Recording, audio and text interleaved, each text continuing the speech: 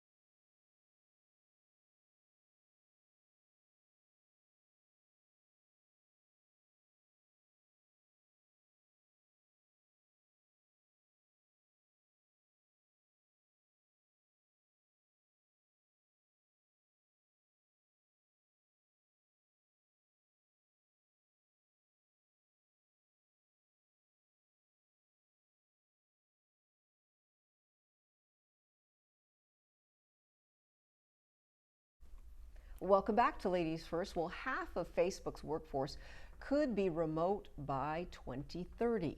CEO Mark Zuckerberg said Thursday the number is more a guess than a goal. He says some workers are expressing a desire to keep working from home even after the pandemic ends, and Facebook will try to make that happen for some of them. Zuckerberg says the company will also hire people from remote locations. He says getting input from people who live in different places could bring fresh perspectives. I think that's one of the smartest things I've heard in a while from Mark Zuckerberg. Not that I don't respect him, but he's made some mistakes in the past with security. I was one of the people who was upset about the security breach with Facebook. So like a lot of people, worrying about your data and who can see it and privacy issues. So a lot of people are unhappy with Mark Zuckerberg for that. But I think his policy on work from home is really a good idea. And I like the idea that getting fresh perspectives, because you've always had to move to New York City or to San Francisco, those places for those tech jobs. So now being able to work from home, that means somebody in Alabama or somebody in Arkansas or somebody in Florida or somebody from somewhere else can apply for a job that possibly they couldn't have initially because they couldn't move to Silicon Valley or New York City. Well, I like the fact of working from home. Period. I think so many jobs, not just Facebook, but across the board. Certainly for me, I'd never done telemedicine before, and never really wanted to. I love it, and my patients love it. And what they're saying that in so many fields and so many businesses, we're going to be doing a lot of telecommuting. And you know what? Quite frankly, it's good for our health at this point and safety. So, I think it's wonderful. Yeah, absolutely. And it opens up the job market for It people. does. If maybe you've lost your job, now you'll be able to apply for a job in a whole other city. On Facebook. At a place like Facebook. And hopefully that'll help, with some people and their issues of having to deal with what's happening with this crisis. Absolutely. Well, Crayola has launched a new product aimed at cultivating a more inclusive world for children. This company released a new line of crayons designed to represent over 40 global skin tones. Crayola says it hopes that these colors of the world collection will increase representation and foster a greater sense of belonging and acceptance among children. This collection comes in exclusive 32 or 24 count boxes and are available at Walmart stores. You can also pre-order the crayons on Walmart's website. How cool is this? Wow, it took to the year 2020 for them to figure out there's different skin shades. Yeah, but when you It's think awesome. Yeah, when you think about coloring, one of the things that my son and I used to do from when he was an infant was because they never sold, ethnic colored ornaments. So we have years of having colored these ornaments. We painted ornaments until he was 20 years of age. What do you mean ethnic? You never saw Christmas ornaments or black ornaments that had black faces. Oh, black people on the right. Oh, okay. Right. So he and I painted them, and we would always make sure we had every different tone. There would be some dark tone, medium tone. My mother was Filipino, so we had to have all the tones. So, what color are Filipinos? well, we're like a combination. We could be all colors, But the point is that for him, we wanted to make sure he was sensitive to just cultural diversity.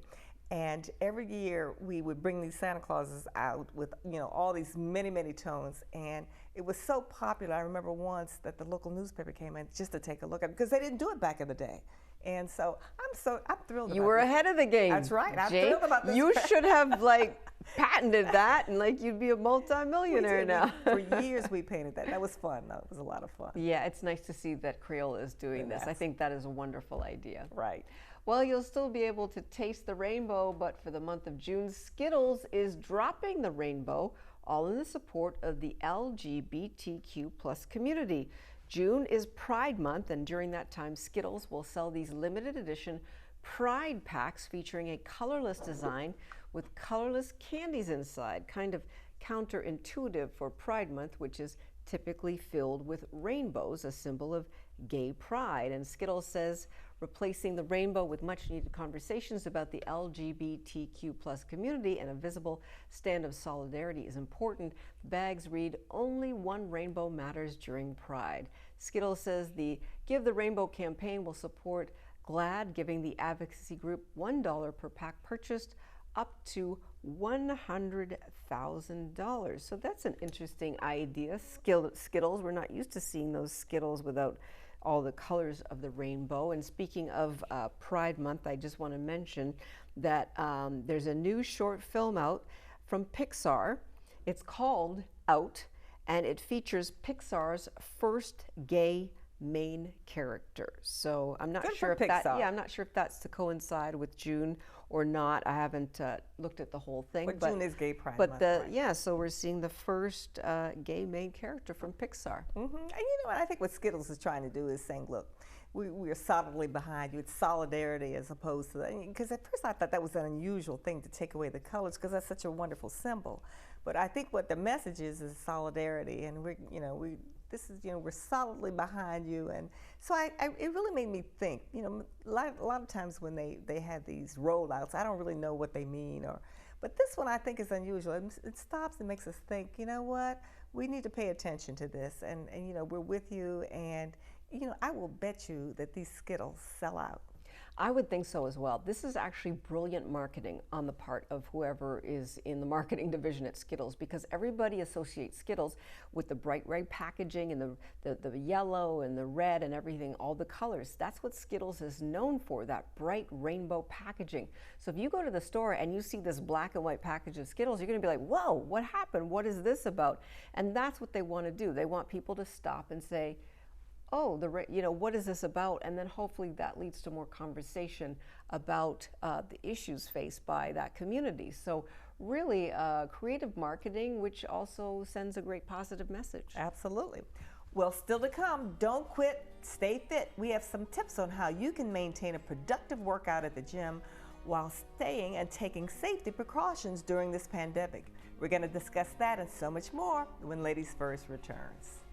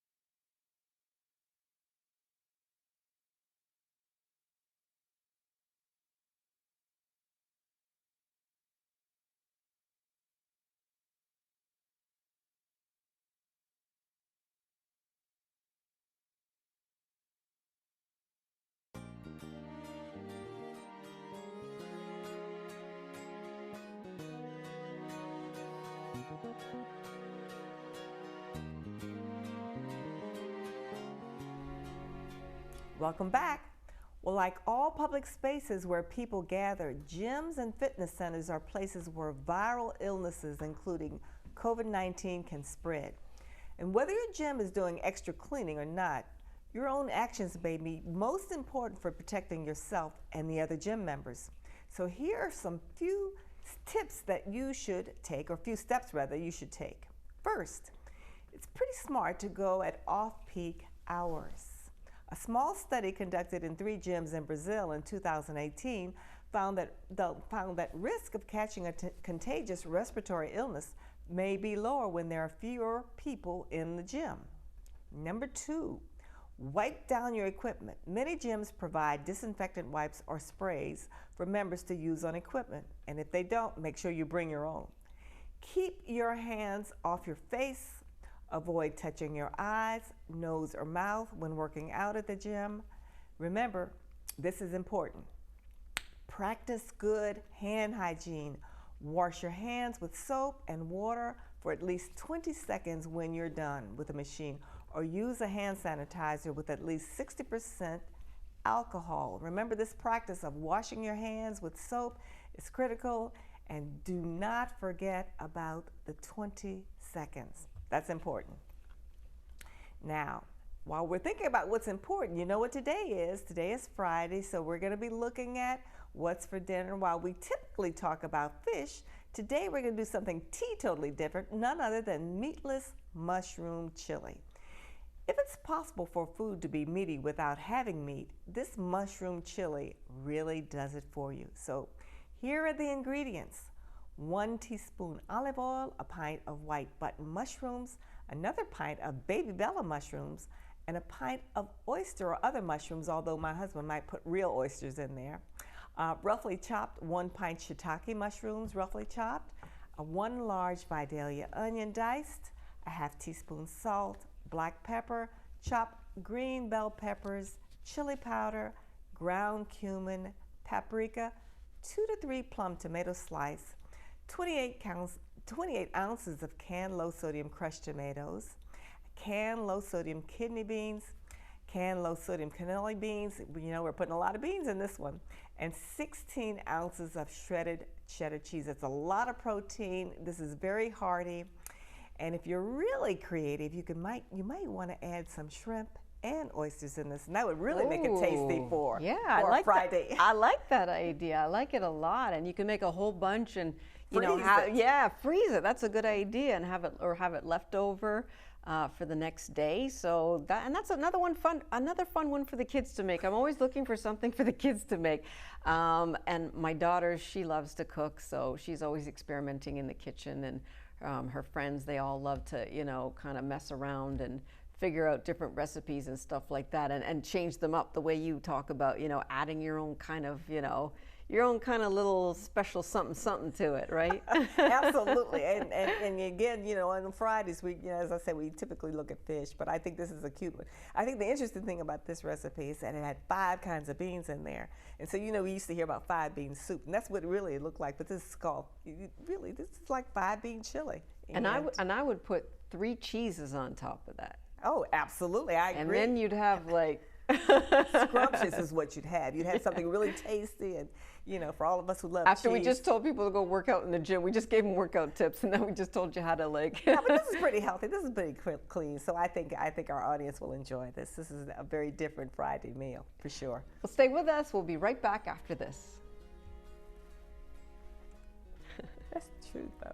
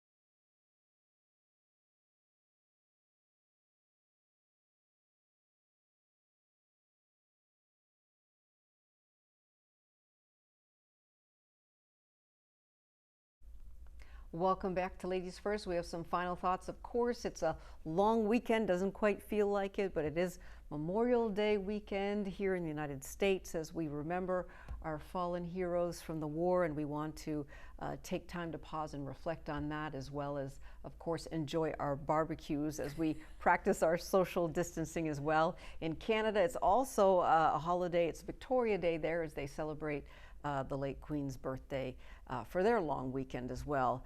And here in the United States, the big trending story is Joe Biden. On the Breakfast Club. On the Breakfast Club, making some comments about if you're black, you should be not be voting for Trump. And of course, that has caused quite a stir on black Twitter. Joe Biden has since apologized. We just heard, well, actually, we just saw a tweet from President Donald Trump, who retweeted Harris Faulkner, who, of course, is the top female news anchor on Fox News, who just, of course, gave a statement saying that she was very uncomfortable with his statement, more than uncomfortable, I'm paraphrasing, and Donald Trump retweeted it. So, and how many times black people who are Republicans are, of course, very upset about this, and even black people who are not Republicans are saying, why is a white male putting all black people in the same basket? Which, you know, a lot of conversations about this. I'm not going to share my own thoughts, but just letting you know what everybody else is thinking. But this is not the last of it. I mean, black Twitter and social media is going crazy with this one as people go back and forth, and Joe Biden tries to walk it back and try to soften it up. But I don't think it's going to make that much of a difference, because how many times has Donald Trump made statements that we would have loved for him to walk back, but I don't think it's. And that's the problem. People hold Joe Biden to a higher standard, and that's exactly the problem. He is held to a higher standard, and the idea is, well, if they're saying that Donald Trump is, you know, not worthy of the black vote, but yet Joe Biden, what is his reason for feeling that all blacks should vote for him? And that was one of the reasons why people say Democrats they don't appreciate the black vote. So this is a conversation that people are going to be talking about this weekend, and probably for a little while to come after that. Well, that's it for Ladies First. Have a good evening and a great weekend. We'll see you Monday. Okay. He found it. John found it. He found the car that Tim lost.